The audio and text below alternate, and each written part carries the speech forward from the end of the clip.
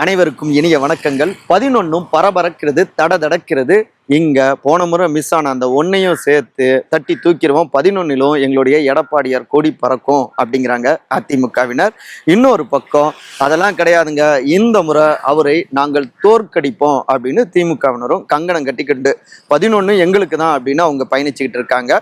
எங்க சொல்றேன் அப்படின்னு புரிஞ்சிருப்பீங்க. என்னுடைய சொந்த மாவட்டம் மாங்கனி மாவட்டம், இரும்பு மாவட்டம், சேலம்ல தாங்க 11 தொகுதி. இதுல எடப்பாடி ஏவா வேலுவை வீழ்த்துவார் அப்படின்லாம் தெரிவிச்சிட்டு இருக்காங்க அதிமுகவினர். எப்படி இருக்கு இந்த 11 தொகுதிகள், என்ன நடந்துட்டு இருக்கு, பலவற்றையுமே இன்றைய நம்முடைய தொகுதி விசிட்ல, நட்சத்திர தொகுதி விசிட்ல நம்முடைய இளங்கோவன் எக்ஸ்பிரஸ்ல விரிவா பார்க்கலாங்க. உங்கள் சகோ சே த இளங்கோவன். நிகழ்ச்சிக்கு போகலாம்.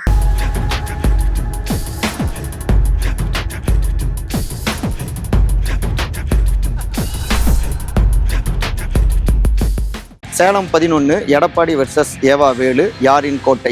ஒவ்வொரு மாவட்டத்துக்கும் பயணிக்கிற போகவும் பயங்கர வெயில்னு நான் சொல்லிட்டு இருந்தேங்க. எல்லாத்தையும் தூக்கி சாப்பிட்ற மாதிரி எங்களுடைய இரும்பு மாவட்டத்தில் அப்படி ஒரு வெயிலுங்க, உக்கிரமாக இருக்கு. முடியல. நம்முடைய அன்பார்ந்த நேயர்களுக்கும் வாக்காளர் பெருமக்களுக்கும் தெரிவிக்கிறது, நிறைய தண்ணீர் குடிங்க, இளநீர் குடிங்க, நிறைய நுங்கள்லாம் சாப்பிடுங்க. உடம்பு நீர் சத்து அதிகமாக இருக்கிற மாதிரி பாதுகாத்துக்கோங்க. வெயில் அதிகமாக இருக்கு. அதே நேரத்தில் தேர்தல் களத்தில் இருக்கிறவங்களும் இந்த உஷ்ணத்தை எகிர வச்சுக்கிட்டு இருக்காங்க. முக்கியமாக நம்முடைய சேலம் மாவட்டத்தில் இந்த 11 தொகுதியிலையும் பார்த்தோம்னா போன முறை ஒன்று தான், சேலம் வடக்கு மட்டும்தான் திமுக வெற்றி அடைஞ்சாங்க. இப்போ மினிஸ்டராக இருக்காரு திரு ராஜேந்திரன், அவருடைய கோட்டா. அந்த ஒன்றையும் கைப்பற்றணும் அப்படின்னு தான் முன்னாள் முதலமைச்சர் அதிமுக பொதுச் செயலாளர் திரு எடப்பாடி பழனிசாமி ஸ்கெட்ச் போட்டு வேலை பார்த்துட்டு இருக்காரு. இப்போ நம்ம சேலம் வடக்கு மேற்கு ரெண்டையும் எடுத்துப்போம். வடக்குல பார்த்தோம்னா திரு ராஜேந்திரன் மினிஸ்டர் போட்டிடுறாரு திமுகவில். அதிமுகவில் பார்த்தோம்னா கூட்டணி கட்சிக்கு போயிடுச்சு. பாமகவுக்கு மேட்டூருடைய சட்டமன்ற உறுப்பினர் திரு சதாசிவம் இங்கே சேலம் வடக்கு வேட்பாளராக இருக்காருங்க. கூட்டணி பலம், அதுக்கப்புறம் மாம்பழத்துக்கு இருக்கிற செல்வாக்கு, இதெல்லாமே இங்கே 10 ஆண்டுகளாக அமைச்சர் வெற்றி அடைஞ்சிருக்காரு. பெருசாக தொகுதிக்கு செய்யலை அப்படின்னு அவங்க பரப்புரையில் முன் வச்சிட்டு இருக்காங்க பாமகவினர். தொடக்கத்தில் அதிமுகவினர் பெருசாக இங்கே ஒத்துழைப்பு கொடுக்கல பாமகவுக்கு, ஆனால் போக போக பிக்கப் ஆகிடுச்சு அப்படிங்கிறாங்க. அதே நேரத்தில் மினிஸ்டர் இந்த தொகுதிக்கு நிறைய நலத்திட்டங்களை கொண்டு வந்திருக்காரு. இங்கே அதிக அளவில் அரசு ஊழியர்கள், அப்புறம் சென்ட்ரல் கவர்மெண்ட் ஸ்டாஃப்ஸு, இன்னொரு பக்கம் பரவலாக அதாவது ஆசிரியர் பெருமக்கள், இவங்கெல்லாம் அடர்த்தியாக இருக்கக்கூடிய நகரத்துடைய மைய பகுதி. திமுகவுக்கு இங்கே வலுவான வாக்கு வங்கி இருக்கு. அப்புறம் இப்போ அந்த 8000 ரூபாய் கொடுப்பது, அந்த கூப்பன், இது எல்லாமே கரை சேர்த்துரும் அப்படின்னு மினிஸ்டர் டீம் நம்புறாங்க. பக்கத்திலேயே பார்த்தோம்னா மினிஸ்டருடைய மாவட்டத்தில் தான் சேலம் தெற்கு, சேலம் வடக்கு, சேலம் மேற்கு, ஓமலூர் 4 தொகுதிகளும் வருதுங்க மத்திய மாவட்டத்தில். இதில் சேலம் மேற்கு தொகுதி கூட்டணி கட்சிக்கு போயிடுச்சுங்க. திமுகவில் திரு அழகாபுரம் திரு மோகன்ராஜ் தேமுதிகவில் போட்டிடுறாரு. இதில் பார்த்தோம்னா வடக்கு தொகுதியிலேயே 2 முக்கியமானவங்க வன்னியர் சமுதாயத்தினர், மேற்கு தொகுதியிலையும் பார்த்தோம்னா வன்னியர் சமுதாயத்தினர் தான் அங்கே போட்டிடுறாங்க. இங்கே அவரை எதிர்த்து பாமகவில் முன்னாள் எம்எல்ஏ திரு கார்த்திகே அவர் போட்டிடுறாரு. மேற்கும் பார்த்தோம்னா நகரம் பாதி கிராமங்கள் பாதின்னு இருக்கிற ஒரு தொகுதிங்க. இங்க பார்த்தோம்னா 4 முனை போட்டி பயங்கரமா இருக்குங்க. மிக முக்கியமா பார்த்தோம்னா சேலம் மேற்குல யாருப்பா இவரு, எல்லாத்தையும் தூக்கி சாப்பிட்டாரு அப்படின்னு ஆச்சரியப்படுறாங்க வாக்காளர் பெருமக்கள். என்னங்க திமுகவா அதிமுகவான்னு கேட்டா அதெல்லாம் இல்லைங்க, தாவேக்கா விசில் அப்படிங்கிறாங்க. இங்க சேலம் மேற்குல முன்னாள் இன்ஸ்பெக்டர் புரிஞ்சிருப்பீங்க திரு லக்ஷ்மணன் போட்டிடுறாரு. ஒவ்வொரு வாக்காளர் பெருமக்களுக்கும் எல்லாத்துக்குமே ஏறக்குறைய அப்படின்னு சொல்றாங்க 2 ஊட்டச்சத்து மாத்திரைய முன்னையே கொடுத்துட்டாரு அப்படிங்கிறாங்க. விட்டமின் மாத்திரைகள் இந்த வெயிலை சமாளிக்கிறதுக்காக. புரிஞ்சிருப்பீங்க நான் என்ன சொல்ல வரேன்னு. திமுக அதிமுக அவங்களெல்லாம் தாண்டி டஃப் ஃபைட் கொடுத்துட்டு இருக்காரு. இந்த ஊட்டச்சத்து மாத்திரைகள் நிச்சயமா தன்னை விசில இங்க வெற்றி பெற வைக்கும் அப்படின்னு அவரு கணக்கு போட்டுக்கிட்டு இருக்காரு. அது மட்டும் இல்லாம இங்க ஒரு 4 தொகுதிகளுக்கான செலவுகளையும் அவரு ஏத்துக்கிட்டு இருக்காரு. ஸோ ஏரியா முழுக்கவே விசில் சத்தம் இந்த சேலம் மாவட்டத்துல அதிகமாகவே கேட்டுக்கிட்டு இருக்குங்க. இங்க இன்னொரு பக்கம் பாமகவுக்கு பெரும் குடைச்சல் கொடுக்குற மாதிரி திரு அருள் சட்டமன்ற உறுப்பினர் மேற்கு, அவர் யார் பக்கம்னா மருத்துவர் ஐயா பாமக நிறுவனர் டாக்டர் திரு ராமதாஸ் அவருடைய டீம்ங்க. சிலிண்டர் சின்னத்துல வெற்றி பெற வைங்க, சுயேட்சை சின்னம் அவருக்கு. முன்னாள் அமைச்சர் மறைந்த திரு வீரபாண்டியார் அவருடைய சமாதிக்கெல்லாம் போய் அஞ்சலி செலுத்தி சபதம் போட்டு பாமக நான் தோற்கடிச்சே திருவேன் மருத்துவர் ஐயாவுக்காக அப்படின்னா சபதம் போட்டிருக்காரு. அருள் போட்ட சபதம் அப்படிங்கிறாங்க. இப்படியாக இந்த களம் டஃப்பாக இருந்துகிட்டு இருக்கு. இதில் கண்ணு பார்த்து போங்க வெயில் நேரம். சரி, இந்த இடத்துல பார்த்தோம்னா கொஞ்சம் முன்னாடி போவதாக அதிமுக கூட்டணி பலத்தோடு பாமக இருந்தாலும் அருள் பிரிக்கக்கூடிய வாக்குகள் தனக்கு பாதிப்பு கொடுக்குமோன்னு நினைக்கிறாரு. இன்னொரு பக்கம் தேமுதிகவில் மோகன்ராஜ் அவர்கள் சுத்தமா செலவே பெருசா பண்றதில்ல, எல்லாமே மினிஸ்டர் பார்த்துக்குவாரு, அம்மா வந்தவன பார்த்துப்பாங்க அப்படின்னு சொல்லியிருக்காருங்கிறாங்க திருமதி பிரேமலதா விஜயகாந்த், தேமுதிக பொதுச் செயலாளர். ஆனா அண்ணே, உங்களை ஜெயிக்க வைக்க வேண்டியது என்னுடைய பொறுப்பு, கவலைப்படாதீங்க அப்படின்னு மினிஸ்டர் ராஜேந்திரனும் உத்தரவாதம் கொடுத்திருக்காரு அப்படிங்கிறாங்க. இப்ப கொஞ்சம் கஜானாலாம் ஓப்பன் பண்றாங்க, கட்சியினருக்கெல்லாம் செலவு பண்றாங்க, அவங்க கொஞ்சம் வேகம் காட்டுறாங்க. மேற்கு கொஞ்சம் டஃப்பா தான் இருந்துட்டு இருக்கு திமுகவுக்கு, கூட்டணிக்கு. சரி, இங்க இருந்து நம்ம தெற்குக்கு போவோம். அதுக்கு முன்னாடியே நம்ம டைட்டில் சொன்ன மாதிரி திரு ஏவா வேலு சிட்டிங் மினிஸ்டர் வெர்சஸ் திரு எடப்பாடி முன்னாள் முதலமைச்சர். ஏன் அப்படின்னா இங்க எல்லா பக்கமும் தொகுதிகளுக்கும் மண்டல பொறுப்பாளர்னு பார்த்தோம்னா திரு ஏவா வேலு 11 ஜெயிச்சு கொடுப்பேன் அப்படின்னு முதலமைச்சர் திரு மு.க. ஸ்டாலின்ட்ட அவர் சத்தியமே பண்ணி கொடுத்துருக்காராமா. அதை அடுத்த செக்மெண்ட்ல விரிவா பார்க்கலாங்க.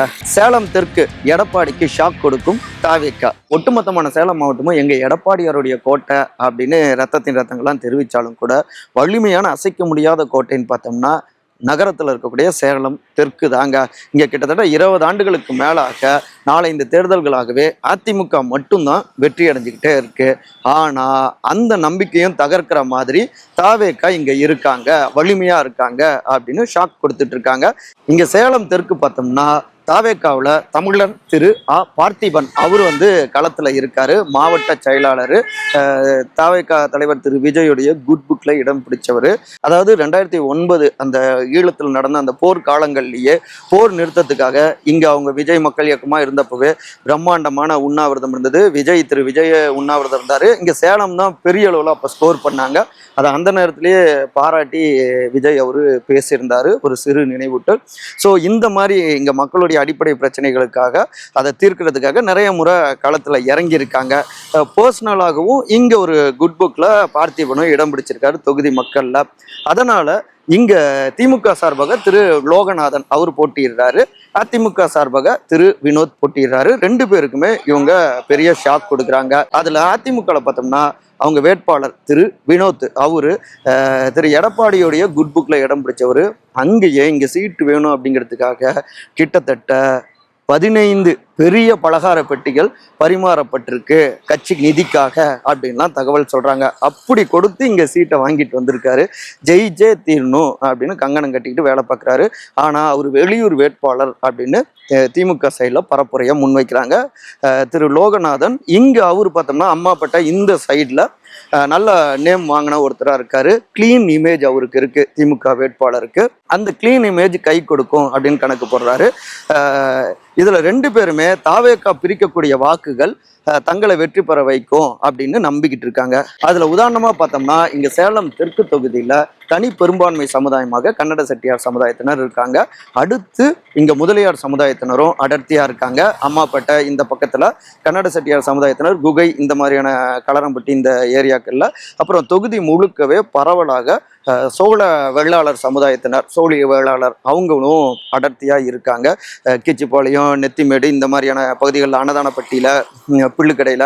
இதுக்கு அடுத்து வன்னியர் சமுதாயத்தினர், பரவலாக பட்டியல் சமுதாயத்தினர், இஸ்லாமியர்கள், மைனாரிட்டிஸ் இப்படி அடர்த்தியா இருக்காங்க. இப்ப அம்மாப்பேட்டை சைட்ல திமுகவுக்கு அங்க சமூக வாக்குகள்லாம் விழுந்துரும்னு கணக்கு போடுறாங்க. இங்க குகை இந்த பகுதிகளில் சமுதாய வாக்குகள்லாம் அதிமுக விழுந்துரும்னு கணக்கு போடுறாங்க. பரவலாக இருக்கக்கூடிய மற்ற ஏரியாக்கள், கிச்சிப்பாளையம் இப்படி ஏரியாக்கள்ல இருக்கக்கூடிய சமுதாய வாக்குகள் பார்த்திபனுக்கு விழுந்துரும் அப்படின்னு கணக்கு போடுறாங்க. 3 பேரும் டஃப் ஃபைட்டு கொடுத்துட்டு இருக்காங்க.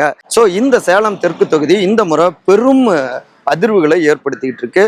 அப்ப தேமுதிக முதல் முறையாக 2006 போட்டியிட்டப்ப மறைந்த கேப்டன் திரு விஜயகாந்த் அவர் வெற்றி அடைஞ்சாரு. இங்க சேலம் தெற்குலயே பார்த்தோம்னா திரு தனசேகரன் நினைக்கிறேன் தெற்கு தொகுதியில கணிசமான வாக்குகளை தேமுதிக பெற்றது. ஒரு சிறு நினைவூட்டல்.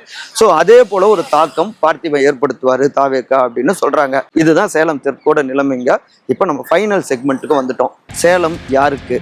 எடப்பாடி வெர்சஸ் ஸ்டாலின். சரி, நம்ம அப்படியே புறநகர் கொஞ்சம் போவோம். மேட்டூர் தொகுதி எடுத்துக்கிட்டோம்னா இங்க அதிமுக சார்பாக திரு வெங்கடாஜலம் அதிமுகவில் முன்னாள் எம்எல்ஏ, அவர் மேற்கு தொகுதி அவருடைய கோட்டையாக இருந்தது. போன முறை வடக்கு அவர் தள்ளி விடப்பட்டார், அங்கே அவர் தோல்வியை சந்திச்சிட்டாரு.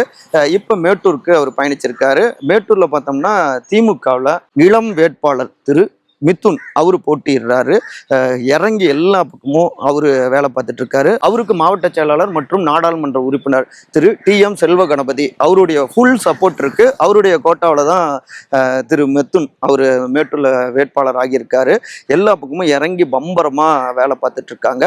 அதே நேரத்தில் அதிமுகவில் வீக்கான ஏரியாக்கள் பல இடங்கள்லையும் இறங்கி சூப்பராக இப்போ வேலை பார்த்துட்டு இருக்காங்க.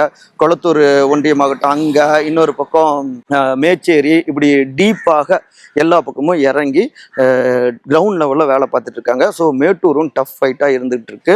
இன்னொரு பக்கம் பார்த்தோம்னா ஓமலூர், அங்கே நாங்கள் ஈஸி வின்னு அப்படிங்கிறாங்க அதிமுக. ஏன்னா தேமுதிகவுடைய வேட்பாளர் திரு இளங்கோவன் அவர் அங்கே நிறுத்தியிருக்காங்க. ஓமலூர் தொகுதியில் வெற்றி தோல்வியை தீர்மானிக்கிற பெரும்பான்மை சமுதாயம் அப்படின்னா வன்னியர் சமுதாயத்தினர் தான். ஓமலூர், மேட்டூர், பரவலாக சேலம் மாவட்டத்தில் புறநகரில், அதுக்கு அடுத்து கொங்கு வெள்ளாள கவுண்டர் சமுதாயத்தினரும் இருக்காங்க, பட்டியல் சமுதாயத்தினரும் இருக்காங்க. இங்க வன்னியர் வேட்பாளர் தான் அதிமுகவில் திரு மணி. இவர் இளங்கோவன் நாயுடு சமுதாயத்தை சார்ந்தவர் தேமுதிக. அதனால ஈஸி வின்னு சமுதாய வாக்குகள் அப்படிங்கிறாங்க. இன்னொரு பக்கம் சங்ககிரி எடுத்துக்கிட்டோம்னா திரு மணிகண்டன் திமுக சார்பாக போட்டிடுறாரு. அவரு இளைஞரணி கோட்டாவில் இங்க வேட்பாளர் ஆகியிருக்காரு. அதாவது துணை முதலமைச்சர் திரு உதயநிதி ஸ்டாலின் அவருடைய ஆதரவின் பெயர்ல இங்க வேட்பாளர் அவங்க டிக் அடிச்சிருக்காங்க. இங்க மாவட்ட செயலாளரை பொறுத்த வரைக்கும் அப்படியே கொஞ்சம் காமா தான் இருக்காரு. சோலோவா இறங்கி இளைஞரணி சார்பாக வேலை பார்த்துட்டு இருக்காரு. ஆப்போசிட்ல சங்ககிரியில பார்த்தோம்னா அதிமுகவில் திரு வெற்றிவேல் ஓமலூர் சட்டமன்ற உறுப்பினர் அவரு போட்டியிடுறாரு. டஃப் ஃபைட் இருக்கு அப்படின்னு சொல்றாங்க. டெப்டி சிஎம் திரு உதயநிதி ஸ்டாலின் வெள்ளி சனிக்கிழமையெல்லாம் பார்த்தோம்னா மேற்கு மண்டலத்தில் தான் அவரும் முதலமைச்சரும் பயணிச்சிட்டு இருக்காங்க. இங்கே சேலத்தில் பரப்புரை செஞ்சுட்டு போன பிறகு கொஞ்சம் பூஸ்ட் ஏறி இருக்கு சங்ககிரி தொகுதியெல்லாம். அதுக்கடுத்து பக்கத்தில் பார்த்தோம்னா வீரபாண்டி தொகுதி. இங்கே திமுக சார்பாக டாக்டர் திரு தருண் அவரு வேட்பாளராக இருக்காரு. திமுக IT அணியை சார்ந்தவர். போன முறையே இங்கே போட்டிட்டு குறைந்த வாக்குகள் வித்தியாசத்தில் வெற்றி வாய்ப்பு இழந்தாரு. ஆனாலும் தொகுதியோட டச் இருக்கு.